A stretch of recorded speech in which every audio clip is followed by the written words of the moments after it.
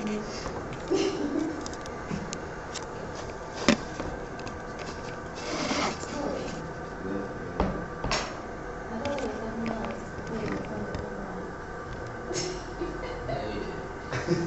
right.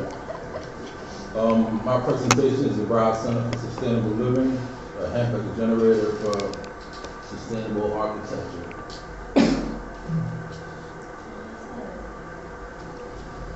The three things we want to emphasize, that I'm trying to emphasize in this presentation, is the insistence of hemp as a sustainable product, the encouragement of hemp as a conceptual generator, and the promotion of hemp as a building material resource.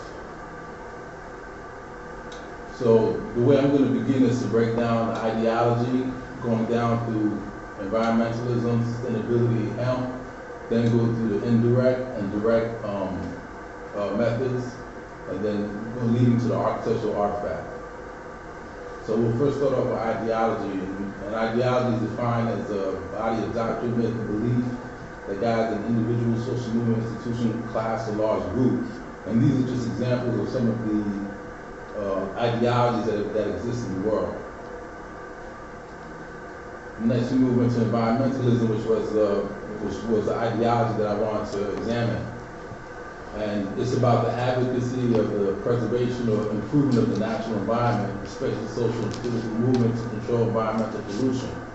And since the 60s and 70s, there's been a concern about our environment and what we can do to help improve it. And one of the responses is to pursue things sustainably. Sustainable development is about meeting the needs of the present without compromising the ability of future generations to meet their own needs. And that's where we get into sustainability from, where people, planet, and profit are important, or another term that they use is ecology, economy, and society. Then we move into hemp, because hemp is a sustainable product. It's just that it's not being looked at that much in this country because of the narcotic effect of it. So one of the big components that we use for product development is fiber, herd, and seed. Those are the three components that can be used for product development. There's a fourth one which can be used for medicine, which is the resin, but the resin is also can be used for its intoxicating effect. And these are many examples of what can be produced by the hemp tree: textiles, body care products, construction. And construction is what we're going to emphasize. And this is the direct and technical approach. And these are the hemp blocks that can be produced for building construction.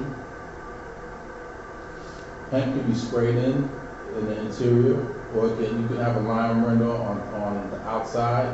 You can have hemp lime blocks with hemp feet put in between, and you can have hemp sitting boards. All this contains sustainable benefits of thermal comfort and energy reduction. You can have hemp insulation. There's 4 different types: treated hemp fiber, layered hemp, hemp insulation back, and rigged hemp insulation. Again, this is all for thermal comfort. Now we're going to go into the indirect approach, the poetic approach. And I looked into the weaving material of hemp, and I developed a model. Where's my box? Thank you. Can you pass that down? Thank you.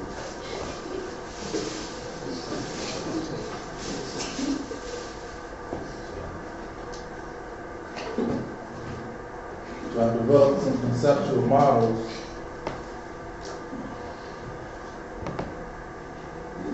See?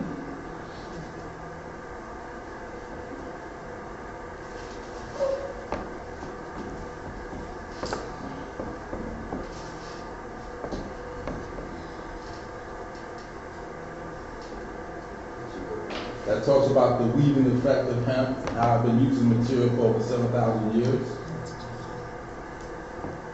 I'll talk about, I'll examine the cross-section of hemp and how it can be used for its absorbent effect and how it grows into a tree.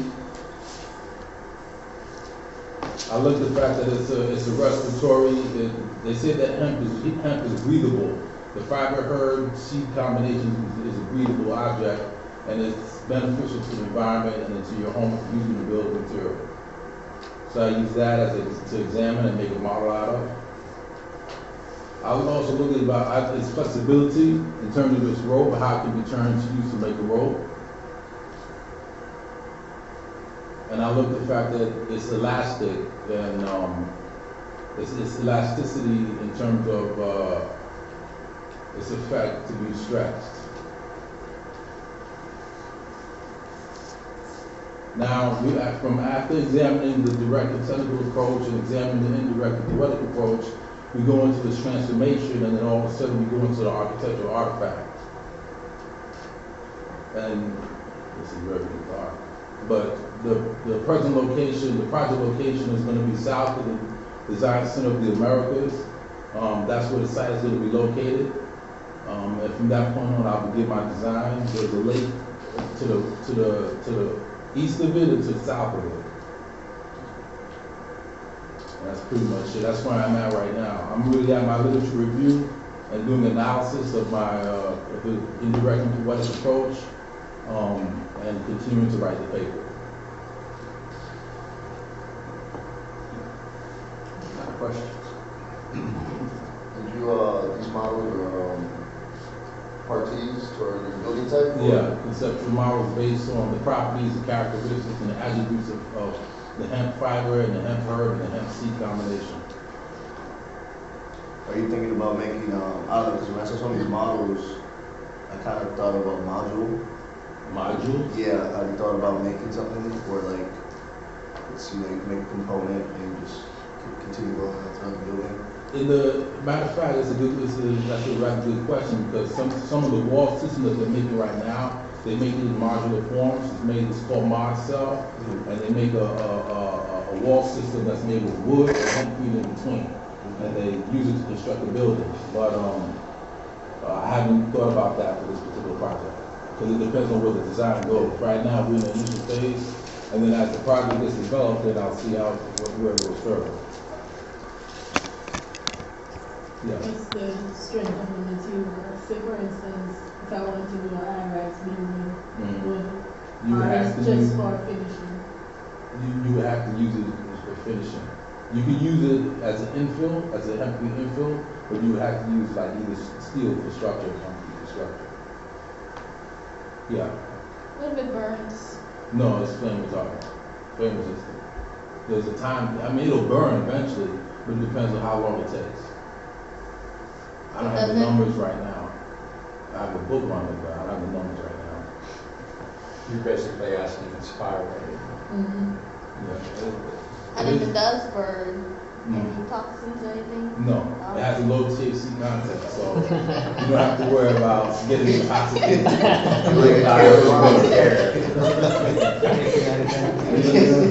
You don't have to worry about that. The THC content is 0.3%. For intoxication, it has to be 1.0 to 27% high. The highest at 27 would you get the ultimate buzz. But lower than 1, It's part of the research. lower than 1, especially right now, Canada, France, Britain, Ireland, they're all producing low THC content for hemp trees. I don't know if I asked you before, but is there a building that's been created with hemp? I see some Yes. pictures. I didn't produce any precedents, but there are some buildings, 7-story buildings so far that uses hemp as a building material. Is it here in the U.S. or? No. The United States is the last country where some of these buildings are being built.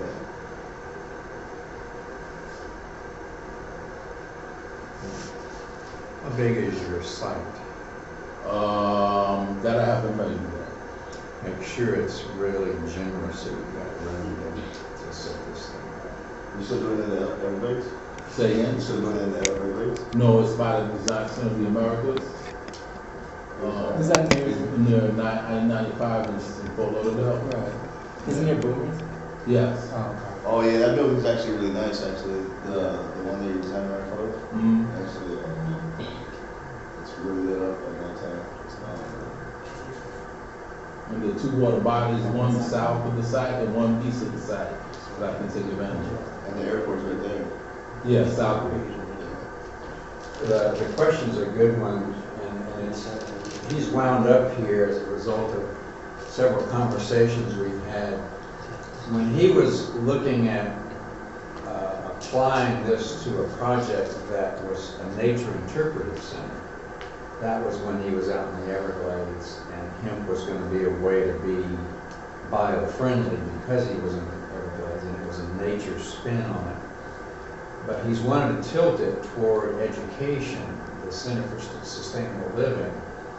And in our conversations, it seemed to make sense to be where designers were, to be where designers took clients. In other words, to be in a neighborhood where design decisions were being attended to. And I think being next to Dakota is a good idea. You may even want to make sure that in your master planning you link to them with walkways and all kinds of, you take advantage of connectivity there. Okay. Something that I like the fact that you're involved in is your parties, and I want to encourage you to continue to push on that. It looks to me like you had a range of attributes up there, Yeah. but you haven't really transformed them all. No. And I wouldn't even do just one per word. I would do as many as you can per word and just create a slew of them that give you a big menu to choose from, or at least to be inspired by when it comes to thinking about your film. Okay. The distinction that he's made that I think may be useful for all of you guys is you can see he's got the direct path, which is hemp as a technical application. That's the bottom line. And there he's just looking at all the ways hemp can be put into play in a physical building. The top is the poetic path, which really doesn't care about hemp as a technical thing. There he's just trying to seize on hemp's attributes and then pushing off those attributes as poetic inspirers that generate the partie model. So at this stage, the partie models are not architecture. They're sculptural expressions of hemp attributes. A couple of picky things that I think will strengthen the package, and you and I need to talk to obviously before November. I would add boxes down below because those boxes are the hemp applications. You know this area? We're under transformation, right? Okay. And also, this is a real picky thing, but your introductory slide, you shouldn't have a trailing word like that. You know what I mean? Flip out to it.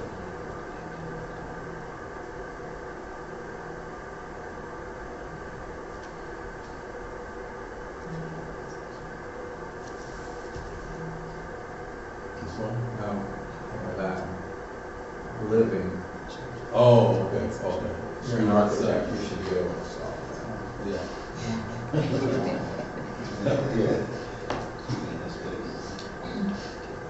What do you guys think about his package? Of course, you've been tracking this, pretending that you haven't been tracking it. You think he's said enough to give the audience a sense for what he's doing? I do.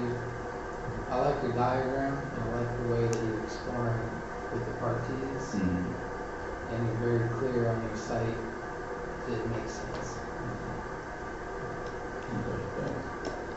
And I think you also, something that I want to speak into in the second half of the class, which is the display in November and the PowerPoint in November. You're doing something that I'm going to recommend everybody do, and that is use your diagram as a script. And you just put tones on the part of the diagram you're speaking about, and you speak about that, and it's the map that the audience can use to know where you are in the big picture and to know what's yet to be spoken about. I think using the diagram is a good idea as your script.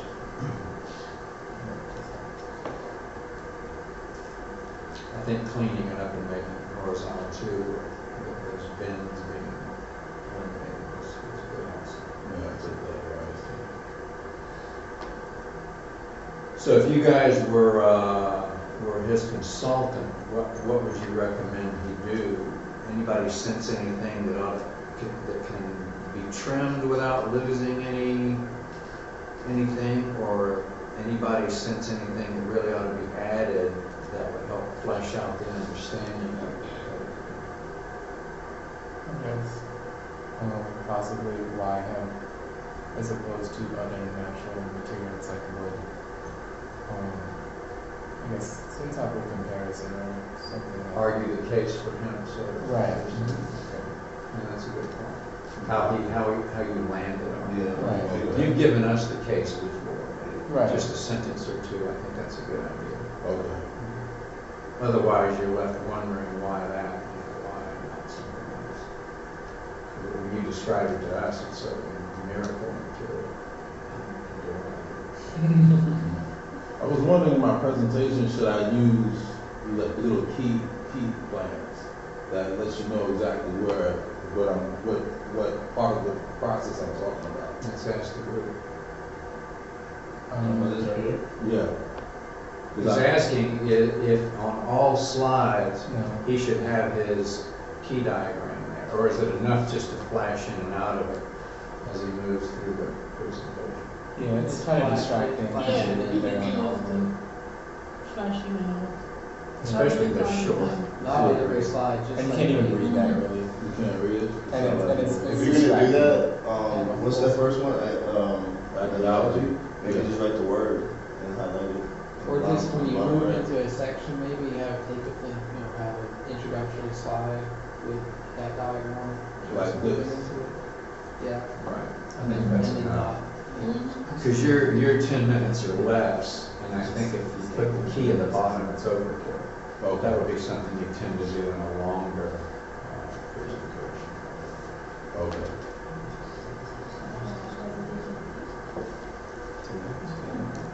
What else can we offer as a reaction or a question? Something that I think is really important to do, and it's hard to do, when you're doing your little partie diagrams, which are supposed to be abstractions of hemp attributes. I think it's really important not to think of them as building-ish, but just abstract sculptures. And also not even technical inklings of hemp. In other words, they're pure art. Keeping that hat on and not glancing out of the corner of your eye at the other ways hemp's going to be used is going to be hard. You're going to have to be a pure artist when you do those things. Because if you sneak a sense of building in there, or if you sneak a sense of hemp detail in there, it's going to contaminate an otherwise pure transformation of the hemp attributes. The big thing I want to encourage you to do is more. Fill this table. Okay.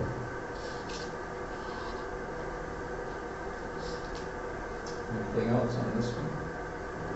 Okay. Something that I think you did a good job of doing, you probably even have more minutes than you used. Your budget for the PowerPoint's around 10 minutes. And I want to urge you all to rehearse so you know you can hit that budget. But let's flip the light on now. I want to talk about both the display and the PowerPoint because you guys had some questions about that. While I'm talking about it, we'll pass these around. I published the schedule to the faculty today. So they all have this. Now you have it. So there's actually the remnant of a conversation I had with Alvaro earlier, and I'm just going to leave it up here to talk about it. Let's talk about the atrium first. Your display needs to be up and ready to look at on the 13th, which is a Wednesday. The big thing I'm trying to talk you guys into is to not abandon progress on the thesis, but to try to handle both the display, it's not to kill these lights, handle both the display, thanks, and the PowerPoint as much as you can with stuff you already have. The flip side of that is, if you have to produce something especially for the PowerPoint or the display, produce something that's useful to the thesis. What I want you to try to avoid at all costs is producing things for either display or the thesis that are not in the flow of thesis progress. Okay, the idea here is to not get off the thesis progress path in order to do this, but to just glance to the side, stay on the path, and get these progress reports done without breaking stride. That's the goal. Okay. Now let's talk about the display. I've booked the whole atrium. I'm assuming we're not going to have any competition, so there's no panel budget. You guys should be able to have as much space as you want. Maybe at some point we'll go down together and talk about best configurations for that. And what I'm thinking about, what I'm going to say now is what I'm thinking about on these two things. And as before, I want to invite you to interpret it in your own way, and especially interpret it in your own way in conjunction with your chair. I think it's very, very dangerous for you to do either of these things not in conversation with your chair. The worst thing you want to do is trot something out and the chair goes, I didn't know that's what we were doing. Or somebody asks an embarrassing question and it looks like the chair hasn't dealt with it or hasn't had a conversation. So you've got to do this in conjunction with your chair. So the display. What Alvaro and I talked about is there's going to be a place on the board for each of the chapters that you've worked on. You're going to print out on paper the title of each chapter, and underneath that you're going to put the work you have so far. Now, to some extent, the work is just going to be text in the chapter itself, in which case you stack those pages and you pin them up, and anybody who wants to flip through it can flip through it. It'd be nice if the whole display, though, wasn't just text, but that you pick something that's visual in the text and blow it up and have a poster-like graphic under it or next to it, so that there's a visual, tactile sense to the display. It's not just a bunch of piles of paper with a narrative on it. But this doesn't have to be produced just for the display. I'm thinking these images are already in here. They're a chart, or they're a photograph of a precedent, or they're a diagram of something. So all you're doing is puffing it up and making the poster size. And then you're just marching down. If you have a chapter that you haven't worked on yet, you still have the title and you got in progress. And so your display strategy is basically the major headings of your table of contents. And the only thing you're producing separate here is these little sheets of paper that are your chapter headings. Everything else is stuff that's already underway. And then over here somewhere there wants to be a sheet that's got the thesis title and your name and all that good stuff. Now the reason why to me something like this is a good idea is I'm remembering past thesis displays in the atrium, and they were just these collages of stuff and really hard to get into. You really didn't know what you were looking at, and you didn't know what was on the wall and what chapter it fit or what the overall organization was. So everything wants to be up here. Your table of contents, your abstract, everything wants to be there. You know, you can just call this front end, it's the abstract, it's the table of contents, whatever. But if you organize it this way, then somebody can walk up to the wall not knowing anything about your project and still access it. They can see what it is, they can see what the chunks are, they can see what we've produced in each chunk. They can scan in an instant where the gaps are and where you've made a lot of progress. So there's kind of an instant disclosure with a wall like this.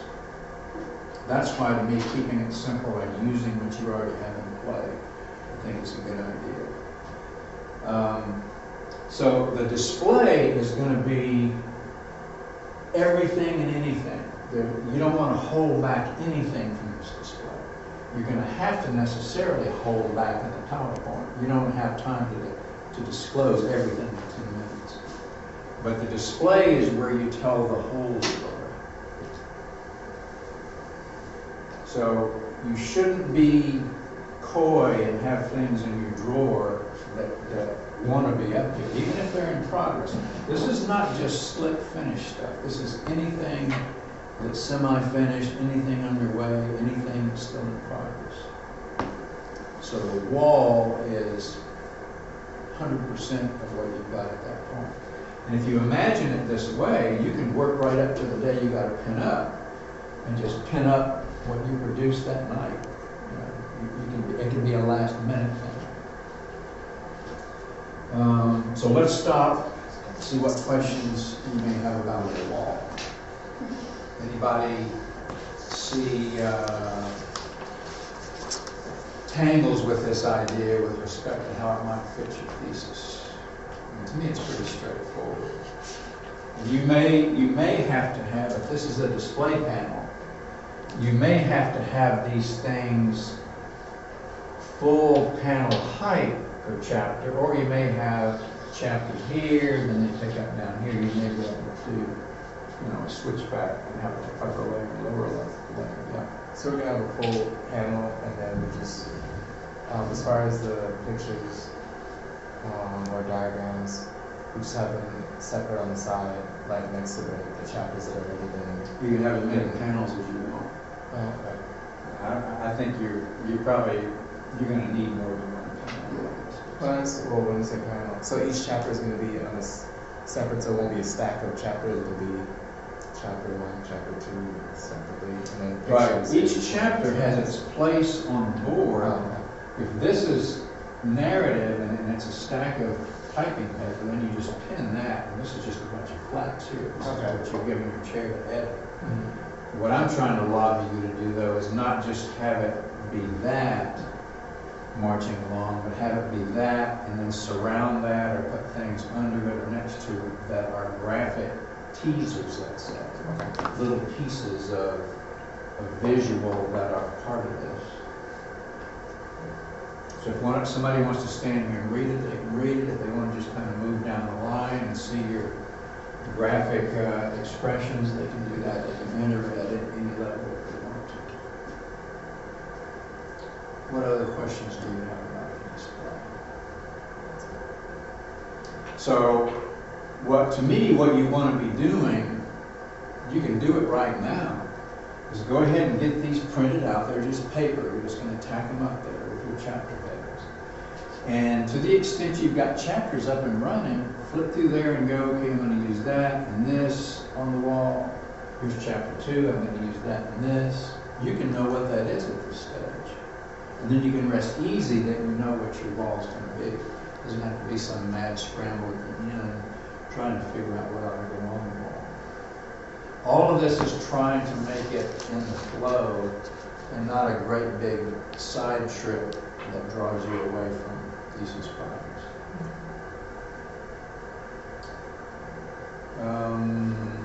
So hearing the intent, what other questions come up for you guys? All right, let's talk about the PowerPoint. The PowerPoint's the exact opposite of this. You've got 25 total minutes. I'm recommending you not talk any more than 10 in order to leave 15 minutes for questions and comments. That means you don't have time to give the whole story away. It's going to necessarily be brief. And there's also some logistical pressures. Whoever's up that day, you want to take the trouble to have your projector up. When your time starts, you ought to be pushing buttons and starting. There's two bad things are going to happen if that flow doesn't happen. One is you don't want to be seen as fumbling around, using up your time. And secondly, you are going to be using up your time. The pair of you who are up that day, if you can do it, I would even try to avoid changes of equipment. do it because I'm on computers, but if you can set it up in such a way where one guy finishes and the other one just comes up and moves right into their thing, rather than break down and set up and fumbling around and tripping on wires and all that kind of stuff. So the less logistics, the better. The smoother it is, the better. Not only in terms of being and appearing competent, but also in terms of preserving the time frame that we have. Making sure you've got time to say your piece. You don't get frantic, trying to change the equipment and it's not behaving right or whatever goes on. Maintain the cool when you're presenting and also max out the discussion time.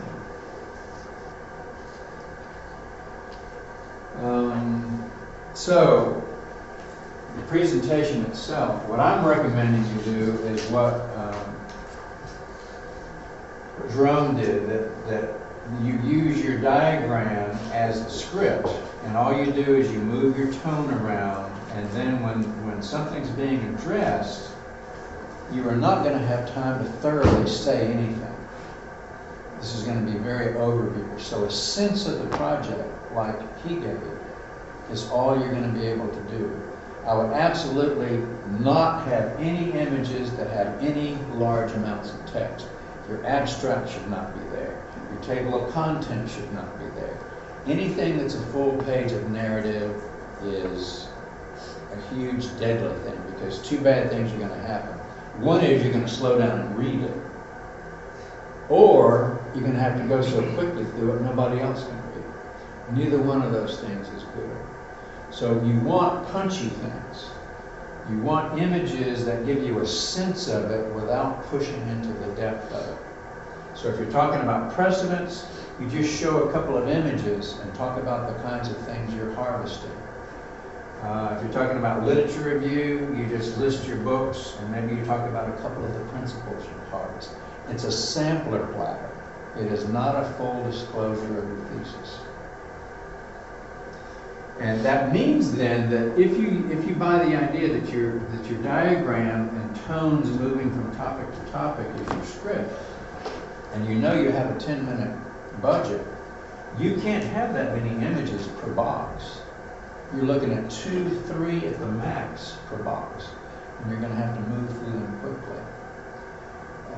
If you feel, you get all religious about making sure that they understand this box because it's your baby and it's where the heavy work is, and you're going to get pulled into a time sink over here, that's going to be a problem. So you have to accept that the audience, particularly those who haven't been tracking your work, they are only going to leave with a sense of what you're doing. They're not going to leave with the wisdom you've gleaned yet. That's going to happen at the end of this whole thing. So you don't have time, for example, to list all the lessons you've learned so far. It's a quick walk through. Here's my topic, maybe a couple of things about why I'm interested in it, and then you move into, the good thing about the diagram is you move into the diagram, and as soon as it comes up, you can see the geometry of the inquiry, you can see what the main players are, and then you're going to just tell me a few things about the main players, the things that are in the boxes. And it's that simple. Now, that's not to say, because you can't tell the whole story, that you're not going to get questions like, I wanted to hear more about that. Well, there's not time to hear more about that. So you handle that in the question and answer to the extent that I don't know who's going to show up. All the faculty is invited. Chances are, in 15 minutes, if we have a decent crowd, not everybody's going to get airtime. Some people are going to get frustrated because they have questions and they didn't get a chance to ask them. Or somebody gets long-winded and holds the floor for 15 minutes and nobody else gets a chance to talk. That's going to be whatever it is. I'm going to be a pretty ruthless timekeeper, especially in the scene between the presentations. So if for some reason you get long-winded, I'm going to go, sorry, you used your time. There's not time for questions because there's not time for discussion. Because we have to end in a framework of the class, we have to end at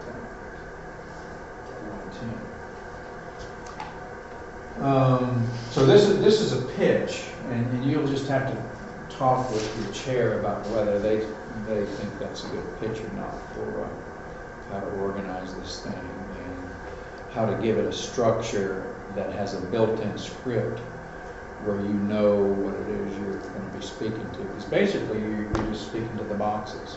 When that comes up, you know what you're going to be talking about. So who's got questions about the PowerPoint? Is it this conference room? No, the Is book. it? Yeah, we need a bigger space. I've booked it with Felicia, so that's squared away.